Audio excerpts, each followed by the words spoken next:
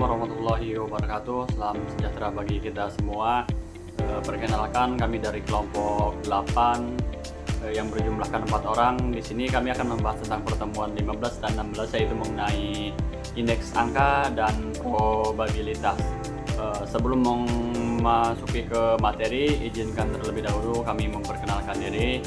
Nama saya Tatang Wiguna dengan NIM 2110112000547. Halo, perkenalkan nama saya Dian. Halo, perkenalkan nama saya Dona Bella. Halo, perkenalkan nama saya Siti Nurhasana.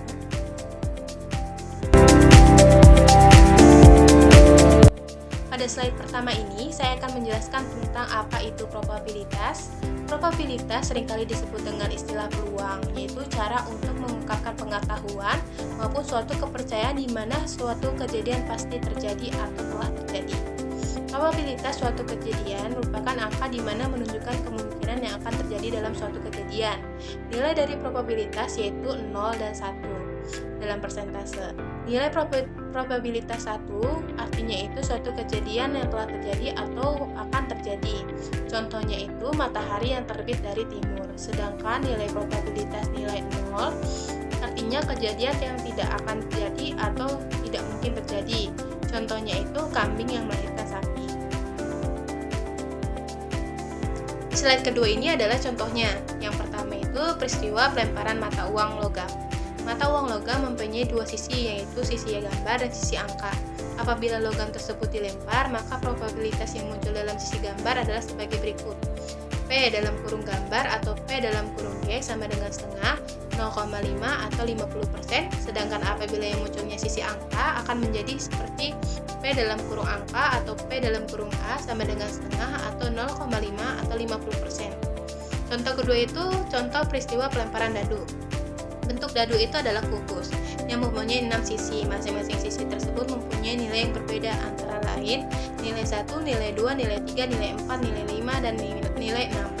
Jika dadu tersebut dilempar, maka probabilitas yang keluar dari sisi dadu bernilai 2, maka menjadi P dalam kurung sisi 2 sama dengan 1/6. Apabila dilemparnya dadu itu munculnya nilai genap, maka menjadi P dalam kurung sisi 2, 3, 4, dan 6 sama dengan 3/6 atau 1/4. Peristiwa kartu bridge. Kartu bridge mempunyai 52 kartu yang terdiri dari 4 jenis gambar.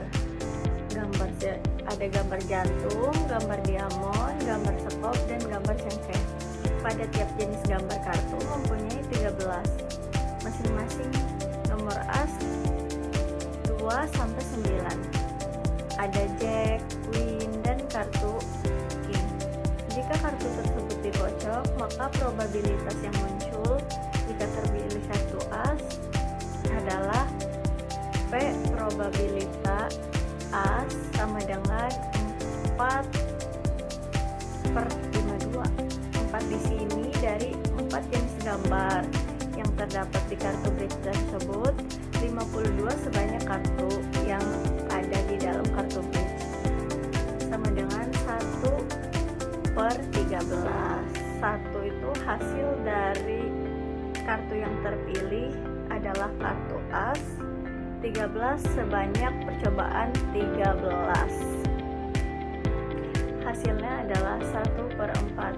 Jika terpilih kartu warna merah, maka probabilitasnya menjadi probabilitas merah 20/52 sama dengan 1/2. Yang perlu dipahami mengenai probabilitas ada 3 hal, yaitu percobaan, hasil, peristiwa. Pendekatan probabilitas.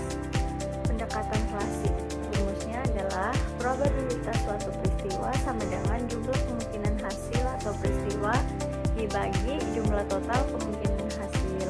Sebagai contoh percobaan, perhatikan tabel yang ada di dalam PPT ini.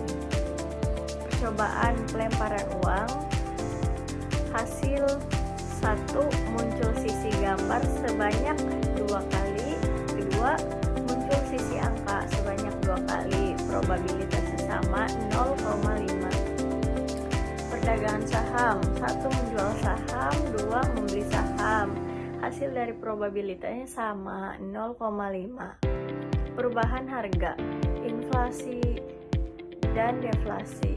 Probabilitasnya sama 2, hasilnya juga sama 0,5. Mahasiswa rajin belajar. Ada 3. 1. Lulus memuaskan. 2. Lulus sangat memuaskan. 3. Lulus terpuji. Hasil 3 sama dengan 0,33. Pendekatan lain pada perbandingan antara satu fenomena dengan fenomena lainnya. Pendekatan ini memperhitungkan faktor eksternal yang mengadili suatu fenomena. Pendekatan ini tidak ada ukuran mutlak, cuma penilaian dilakukan berdasarkan hubungan atau konteks tertentu. Karakteristik utama dari pendekatan itu mengacu pada standar yang berbeda tergantung pada situasi atau konteks. Fokus pada versi dan antaranya dan cocok untuk analisis komparatif. Yang kedua itu ada pendekatan subjektif berfokus pada persepsi individu atau dalam fenomena. Dalam pendekatan penilaian dipengaruhi oleh nilai emosi yang ada, preferensi karakteristik dari sekarang objektif tergantung pada sudut pandang orientasi individu. Dia selalu berfakta objektif dan memahami aspek emosional, sosial atau budaya. Seperti dalam kasus yang pertama, Sri Mulyani, Menteri Keuangan, mengatakan bahwa untuk tahun 2018 Indonesia akan mengalami krisis moneter meskipun kondisi ekonomi cukup kuat. Yang kedua, ada A dan bunga akan memperoleh nilai D di dalam mata kuliah statistik. Berdasarkan dua contoh di atas, maka bisa disimpulkan bahwa penilaian didasarkan pada penilaian pribadi dan kemungkinan kalau informasi yang dijadikan dasar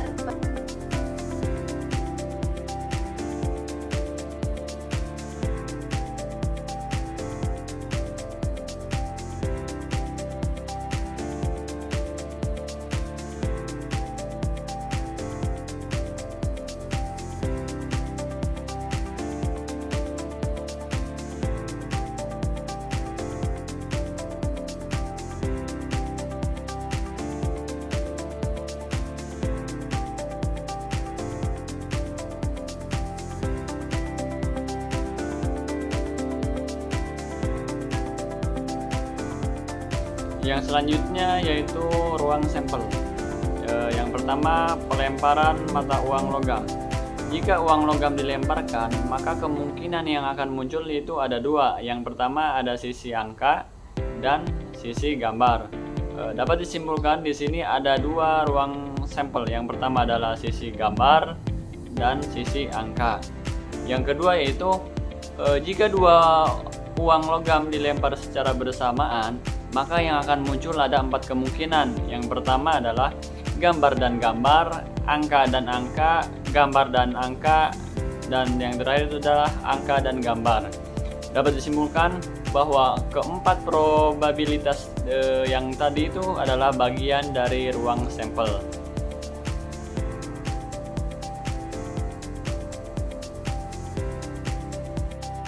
Yang selanjutnya yaitu manfaat probabilitas dalam penelitian.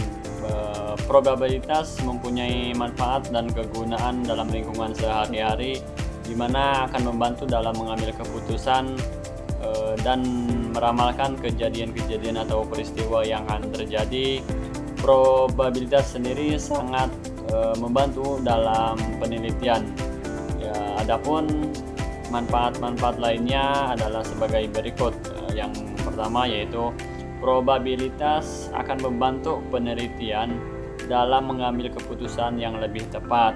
Artinya bahwa tidak ada keputusan yang telah pasti, apalagi kehidupan di masa yang akan datang tidak ada yang mengetahui, serta informasi yang tidak bisa sempurna.